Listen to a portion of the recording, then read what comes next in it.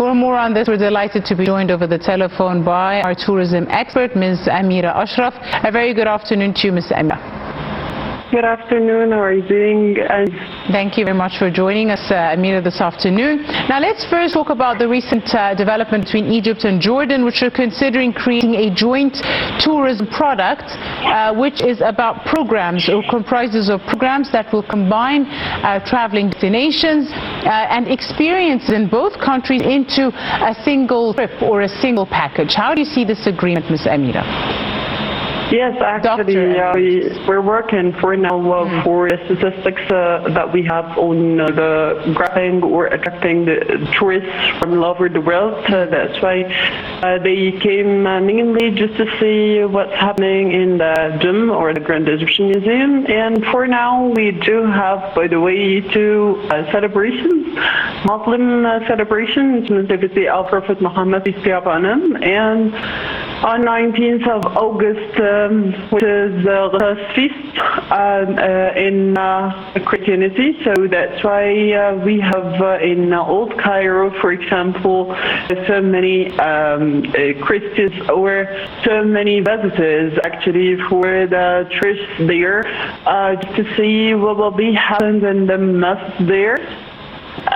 In celebrating the feast of Christians, and also we're sharing more with Muslims as well in Maza Street, for example, or even in Amr ibn al-As in Old Cairo. So that's why we do have both celebrations on both religions. How important do you see such programs to celebrate the different religions in Egypt, all under Egypt's sky, and of course to encourage the diversification of the touristic programs here inside Egypt?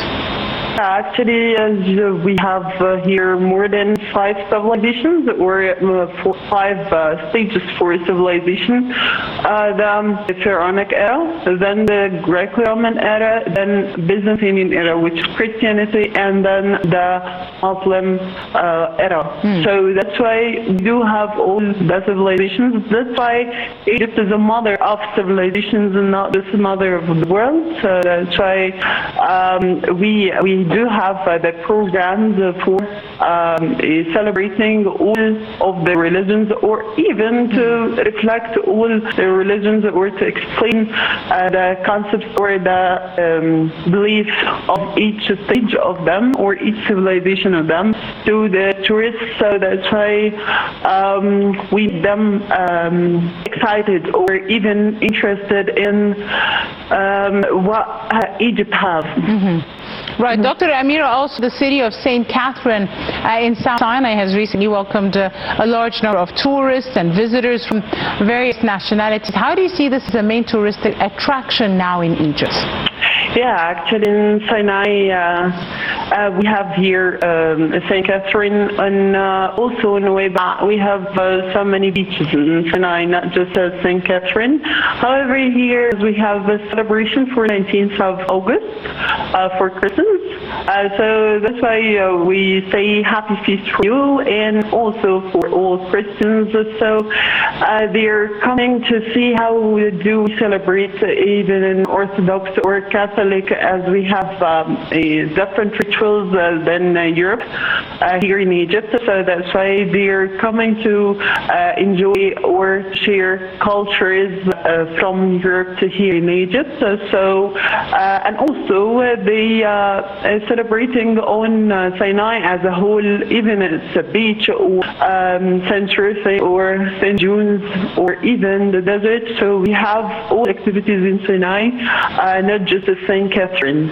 Indeed, lots of mountain biking enthusiasts or ecotourism, as well as adventure tourism, very popular as well in this area. Now let's move from this to beach tourism. Of course, summer sees an uptick in the visitors to the north coast, specifically as well from Arab nations and our sisters and brothers in Arab countries. How important do you see this kind of tourism?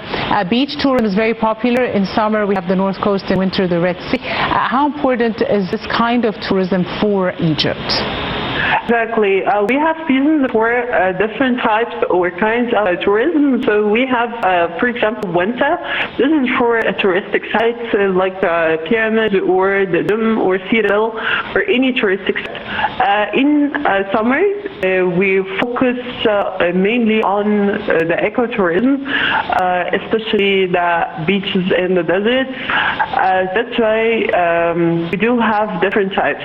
Each one of them has its own audience or has its own interests, so that's why they're coming just to enjoy the beach here in Egypt. As actually I had before a tourist or a visitor, she told me that she tried Mediterranean in other countries than Egypt, and she enjoyed Egypt the most. So that's why we do have the best experience for visitors here, and also we're working on its facilities, its cleanness, and its quality, by the way, to get the customer or the visitor satisfaction at the end of the day. Indeed. Yeah. Right. Finally, Dr. Amira, let's talk about diversification of tourism programs. In Egypt, we spoke about beach tourism or cultural tourism as well as religious tourism, but also Egypt is becoming popular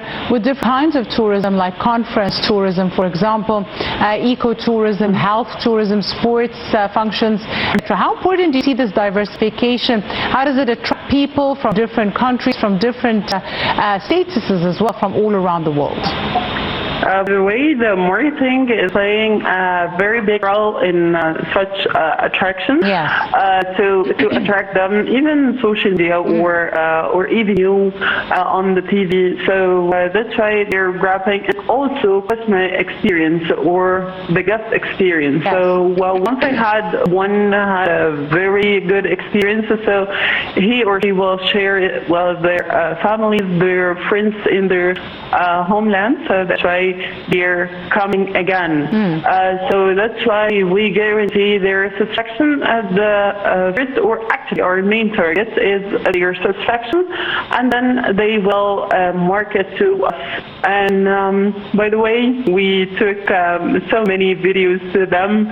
Once they are saying, come to Egypt, Egypt is safe, Egypt is the best in the world. Indeed. Yeah. Right. So that's why they're marketing to us. Absolutely. And the best kind of marketing indeed through social media. That wraps up our segment with you, Dr. Amira. Ashraf, our tourism expert, many thanks for your time and your insight and for joining us. Thank you so much. To be with you. Right. To stay tuned. A short break and we'll be back. Stay tuned.